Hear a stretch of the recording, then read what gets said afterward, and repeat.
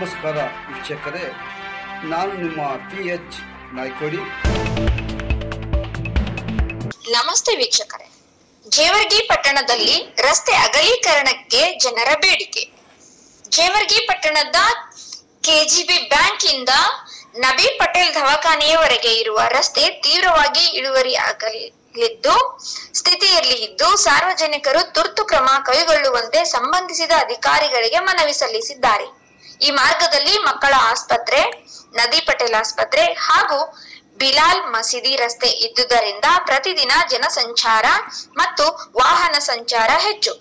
ವಿಶೇಷವಾಗಿ ತುರ್ತು ಪರಿಸ್ಥಿತಿಯಲ್ಲಿ ಆಂಬ್ಯುಲೆನ್ಸ್ ಸಾಗಲು ಬಹಳ ಕಷ್ಟವಾಗುತ್ತಿದ್ದು ಇದು ಮಕ್ಕಳ ಜೀವಕ್ಕೂ ಅಪಾಯ ಉಂಟು ಮಾಡುವಂತಾಗಿದೆ ಎಂದು ಸ್ಥಳೀಯರು ಆಕ್ರೋಶ ವ್ಯಕ್ತಪಡಿಸಿದ್ದಾರೆ.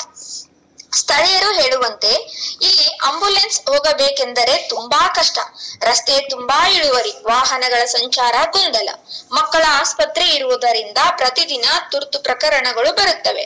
ರಸ್ತೆ ಅಗಲೀಕರಣ ತಕ್ಷಣವೇ ಆಗಬೇಕು ಎಂದು ಒತ್ತಾಯ ವ್ಯಕ್ತವಾಗಿದೆ.